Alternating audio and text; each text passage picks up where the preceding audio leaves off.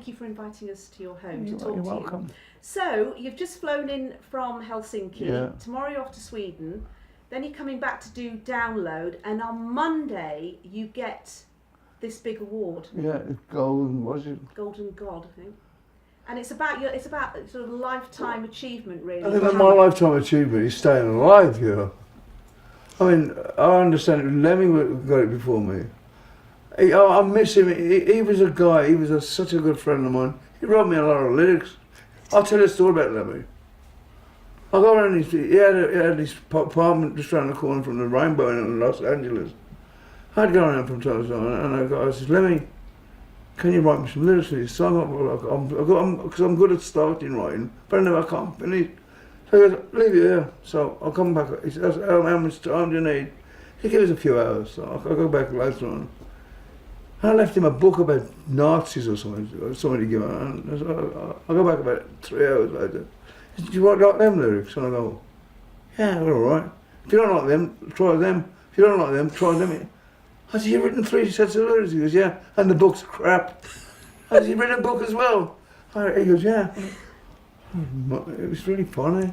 Because I miss him. We have a stage on the Icebirds, the Lemmy stage.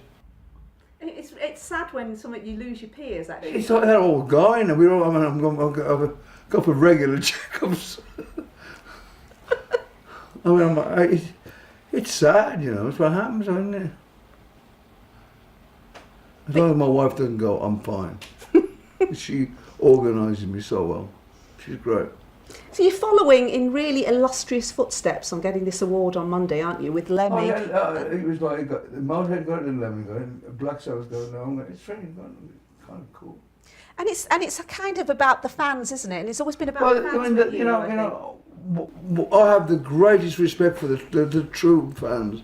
We get people who want to sign a pile of albums and they'll sell on eBay, but they're not fans. But the real fans, you can't. I mean, to look at you would think they're yobs, whatever. But they're great people. It's just like they've been there forever for me. And now it's like fathers, sons, and sons, kids. You know, I'm replacing Bing Crosby and all them guys. I mean, when I was a kid, if my dad would have said to me, "Oh, come and see this band or this guy," I'd have gone, just because he liked it, I'd have gone, no way. It's great. What would you say to those fans that have stuck with you through the highs and the lows? The bottom of the line is, if it wasn't for them, I wouldn't be sitting in this house now. I wouldn't be talking to you. They're so loyal. I mean, you can imagine in 50 years what's come and gone. You know, it's just remarkable. They're there, come rain, whatever, they're there. Do you think you've put your fans through a lot? No, I mean, it's a two-way street. I mean, I'll go on that stage with the intentions of making their lives worth living. You know, a true fan, you can't buy that. They're loyal as anything. I mean, I come up from South America, and the fans down there, they came out in the thousands. And I suppose it's the music as well, you know. But I have a guy come up to me and his whole back had my face tattooed on it. I mean, that's crazy. I was a Beatle fan, but I wouldn't have the Beatles tattooed on me. But that's there for the rest of his life. It's amazing. It must make you feel kind of very humble as well. It really does. I mean, you know, I'm one of 3 other guys who decided to have a go with Black Sabbath. And it worked. I mean, when I did the final Black Sabbath show last year, or when it was. A couple of years ago, yeah. We started off all them years ago, and we're finishing in the same place. It was really a weird feeling being up there, you know. And you're credited, obviously, heavy metal, you're always credited with having invented a whole genre, which makes you a bit of a rarity. I don't know whether we invented it. I mean, what time then was the Kinks when You Really Got Me, and it spurned, but then people would make a heavy duty song and then fall by the wayside and do something different, you know. But I mean, one of the interesting things about those days was a show, a festival wouldn't have all one genre of music. It'd be metal and the Beagles and some of the mixture. But it's like the kids are hardcore fans now. The fans really are what it's all about. The fans make it all work for me because we ain't got. I mean, it's just crazy what people do. We were just in Helsinki, and there was a guy, and it was really cold, really damp. There was a fan over the road, just standing there for 2 days and 2 nights. I'm like, is this guy crazy? I mean, maybe he was frozen. I wouldn't stay out there for anything on it. But they do. What is it you think you bring to them? I don't know. But I go home. I'm going to be here tomorrow. Just go home and have a hot bath and a cup of cocoa. You're not a hot bath and a cup of cocoa guy, though, are you? I do like a hot bath and the cocoa. I used to have a lot more than cocoa. Coke, that'd be at the old. But I don't drink. I haven't drunk for 5 years now. But I mean, Lemmy was a hero to the bitter end. I mean, I went to his memorial, and it was kind of like the Star Wars bar, all different shapes of people, but some good speeches, and about him.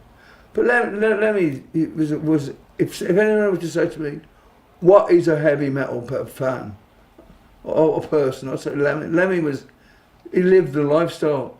I go around there one day and he's got like 5 or 6 different bottles of bourbon empty. So I said to him, are you collecting the bottles now? He goes, no. I heard there was 37 different bourbons. I want to try one of each. Oh, that's about right. He was a great guy, a great friend of mine. If you think about the year we lost Lemmy, that was a terrible year actually for, David Bowie. It was terrible. George Michael and Prince. A lot of them died. I wonder why that was. I kept going to the doctor to check my heart. Did it make you feel? I mean, when that many people died, you do go, I wonder if I'm on the list. It's going to happen eventually, I suppose. Do you like the ageing process? Not really. I try to go backwards. No, I mean, I think less. When I was younger, I'd think more about dying then than I do now. So I don't do that much wrong anymore. I come home at night. I used to go out Monday and come back Friday, But you can't sustain a lifestyle. On rare occasions, people can smoke 8 packs a day and drink or whatever. Not many do last. I just got fed up with it, So did my wife and the kids. They got fed up with it before I did. But now you're a keep fit person. I work out nearly every day. It's because if I want to continue, I've got to. It's like an athlete, My drummer Tommy, he gets up every morning and works out, and he gets up, works out, plays his kit every day. I mean, it's what you've got to do for the family. I think if you just let yourself go, it's a lack of respect for the fans because they've stood out. I look at it this way, these fans have got mundane jobs that they put their pennies and halfpennies to buy a ticket. The least you can do is be sober on stage and try and give them a good show. Because without them, you can be drunk all day long. You ain't got a career. And it's disrespectful. So this weekend, for the first time as a solo artist, you're headlining Download, which is one of the biggest festivals of its kind in the world. Wasn't it used to be called Monsters of Rock? Is that the same thing? It's the same thing. I did the Monsters of Rock. Yeah, they rebranded it, renamed it and stuff, and now it has a sister concert, I think, on the European mainland. Yeah, I did it with Black Sabbath. Yeah, that's right. I just got to go with that. Hope it works out. It doesn't. You don't find it daunting at all. The music has changed and moved on. Well, I mean, a good song lasts. I mean, if you write a good song, it lasts the length of time. I mean, Black Sabbath. I go, how did we write that one and that one? Tony Iommi is the king of riffs. I remember anybody. I remember he used to think he ain't going to beat that one, but he would every time. Zach's got really, really good now. His fingers at work, you'd think he was a machine. Plays it behind his head and whatever. What is it like getting up on a stage like you will on Sunday night at Download Very compared to a nervous. few decades ago? I don't go, oh, I'm Ozzy, I've been doing this, I've played this and done that and achieved that. Oh, I can lay back. I go up there as if it was my first show. If I get voice problems, I get pissed off, you know. Because I want to give them a good night out, you know, a good show. I try, you know. And that's one thing about being sober. I'm more in control. But when I used to drink after the show. Not very often before the show. Occasionally I would. Do you worry about the demands of doing a live show like that? Absolutely, I mean, but every, I mean, I always think, how do I look, how does my voice sound? Because if your voice goes, it's the worst. It's best show is better than any sex, any drug, any whatever. The worst show is the opposite. Sometimes Murphy's Law, what can go wrong, does go wrong. Because it breaks my heart when I can't do that. Not because I get so unhappy about it, you know, if I go, you know, every singer has we've only got one voice. A guitar player can change his guitar. A drummer can change a drum. But I've got one voice. Technology hasn't got that far yet. But you're in the midst of a world tour. Yeah, it's not, everyone's got this wrong. I'm not retiring. I'm just not going out for this one. I mean, you see, when you first came in, you said, I love this house. I'd like to live here a bit more, you know, and go and do shows, but not go on tour for like a year. This tour is going to take 2 years. I guess you want to spend a bit more time. I mean, yeah, I said to you, I've lived here for 25 years. I've owned it for 25 years. I haven't lived here. I've spent 24 years paying for it, you know. Are you going to spend a bit more time in England then? I'd love to. I mean, the only reason we live in California is because the kids and our grandchildren. Do you regret not spending so much time with the kids when they were growing up? I mean, you can't have it both ways. I mean, I was a raving alcoholic when I suppose my wife didn't mind me being out of town. Is that the reason why you don't want to go on a world tour anymore? You want to be at home more? I just want to spend some time with my wife. I mean, I have to ask her out for a date now and again. She's equally as busy now. She was doing the X Factor in America every week. I said, you can cry. And she'd do a show in LA and fly to England and do the X Factor and do that every week for weeks on end. I couldn't do that. So you need to both of you need to slow down a bit, don't you?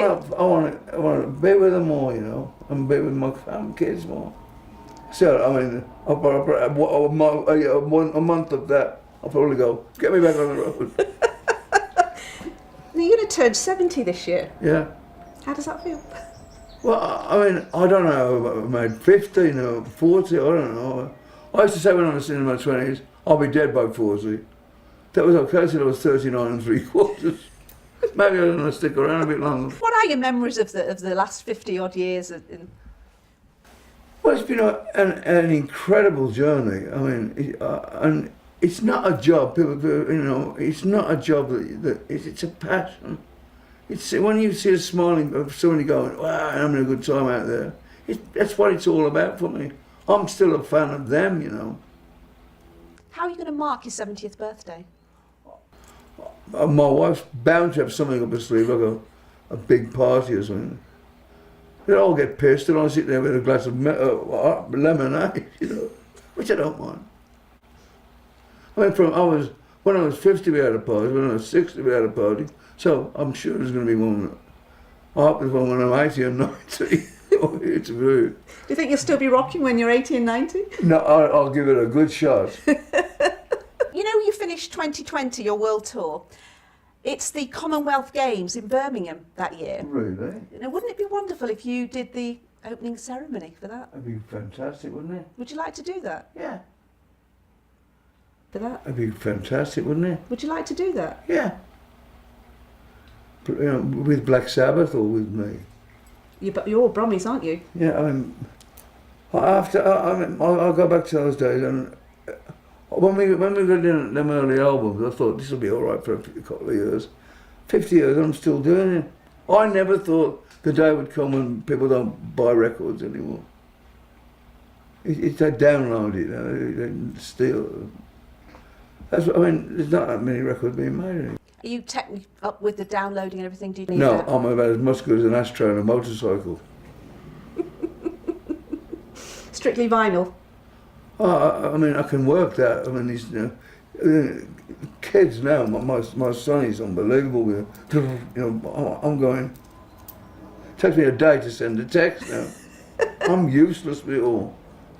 It's my assistant, he can do, I go, what was all that about? You got to press that one, press that one. I'm still looking at the first one, you know. I'm terrible. When you look at people like yourself and Elton John and the Rolling Stones still rocking, still doing their thing, the Rolling Stones are in the 70s, what do you think it says about the taste for music today? Well, you can't beat a live concert. You can't beat the fun of it, you know. I mean, you can cheat in the studio, but when I suppose now you can cheat, I suppose, with different pieces of apparatus you want. But a live show, you can't. It's just got that magic on it. But when I'm up there and it's going great, there's nothing like it. It's like it's what I strive for, and I still get the same. So what I get pissed off with is when I see people go, all right, the attitude is like, I'm famous now, I can back up. You ain't going to be famous very long if you start backing up. I go up there as if it's my first show, and I would pay to see them, you know. It makes my life worth living. And that's why I clean my act, because I'm a fat slob, I'm unfit, I'm smoking 8 packs a day, I'm taking drugs, I'm drinking alcohol. That's disrespectful for them. And I expect to be treated by the fans okay. Yeah, I mean, I spoke to Ian McKellen the other day, and we were talking about aging, and he said the most difficult thing for him was losing his friends. You know, as you get older. It's not fair, you know. It's like Lemmy was a good guy. He was all right, and he spoke his mind. He'd go, "Hey, you had an order on you." Then I'd go, "Hey man, you're so beautiful." You know, I think you're an arsehole, you know. But you're still here. I'm still here, thank God. I'm 17 December. Hope I make it. That's great. Thank you so much.